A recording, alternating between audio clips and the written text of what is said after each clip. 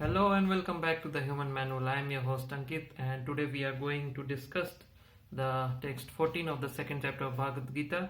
We will able to see what Krishna further speaks to Arjuna, what he guides to Arjuna in this particular text. And before we start, let us pray. Om Agyantimirandhasya Gyananjana Salakaya Chaksasurunmilitam Yena Tasmai Sri Gurave Namaha. Text 14, Chapter 2. Matra sparsastu kaunteya sitosna sukha dukkhada agamapayino nityas tamsa titikchasva bharata. The English translation of this text is, O son of Kunti. O son of Kunti, who is the son of Kunti? Arjuna is the son of Kunti. So Krishna is speaking to Arjuna. O son of Kunti, the non-permanent appearance of happiness and distress and their disappearance in due course of time are like the appearance and disappearance of winter and summer seasons. So Krishna is speaking to Arjuna that the appearance of happiness and distress and their disappearance also in due course of time is similar to the appearance and disappearance of the winter and summer seasons. They arise from sense perception, and sense perception also includes the mind. Mana sasthandriyani prakriti sthani karsati. Krishna speaks in the 15th chapter that mind is also one of the senses, and therefore there are six senses which also include the mind. And this kind of perception of the happiness and distress, of the state of happiness and distress, this arises due to sense perception. O scion of Bharata, Krishna speaks to Arjuna, they arise from sense perception, O scion of Bharata, and one must learn to tolerate them without being disturbed. So one must learn to tolerate this happiness and distress, of the appearance of happiness and distress and their disappearance without being disturbed. And which means what? Because it arises from the sensory perception, one must be able to control their senses in order to control the feelings towards the material happiness and distress. Now we will read the purport of this text 14 of the second chapter. In the proper discharge of duty, one has to learn to tolerate non-permanent appearances and disappearances of happiness and distress. So for proper discharge of duty, one has to learn to tolerate the non-permanent of appearance and disappearance of what? Happiness and distress.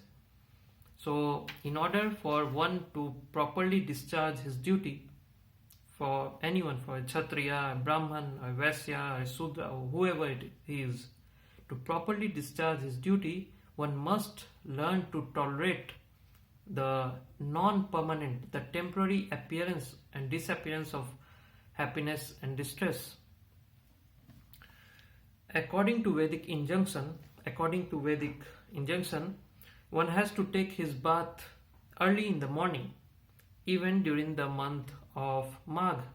The month of Magh in the Vedic calendar is the month of January and February in the Gregorian calendar. So, and generally in India as well as the countries which lies in the northern hemisphere of the world, there is a severe winter in these months, in the month of January and February. So one who wants to abide by his duty and according to Vedic injunction must take bath early in the morning, even during these cold months, in the months of Magh, which is January and February.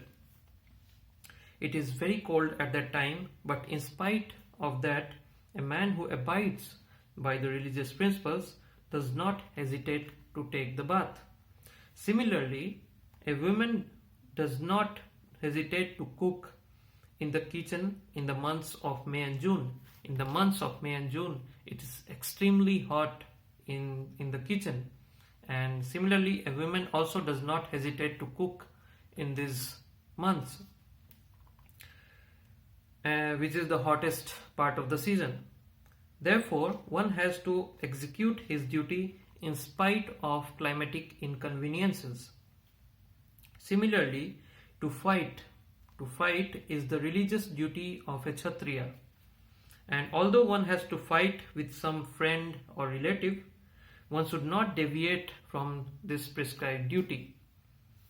One has to follow the prescribed rules and regulations of religious principles in order to rise up to the platform of knowledge. Because by knowledge and devotion only one can liberate himself from the clutches of Maya. And so it is said, one has to follow the religious principles, the prescribed rules and regulations of the religious principles in order to rise to the platform of knowledge, whereby, because by knowledge and devotion only one can get out of the clutches of Maya, which is illusion. The two different names in this particular text, you must have noticed that Krishna speaks to Arjuna by two different names. He calls Arjuna by two different names. The first name he calls him is Kaunteya, which means he is the son of Kunti. And the second name he calls Arjuna is Bharata. So what is the meaning? What is the reason behind calling Arjuna by these names? So the two different names of address given to Arjuna are also significant in this verse. To address him as Kaunteya signifies his great blood relations from his mother's side, and to address him as Bharat signifies his greatness from his father's side. So by calling him as Kaunteya, Krishna, when he calls Arjuna as Kaunteya, which means he is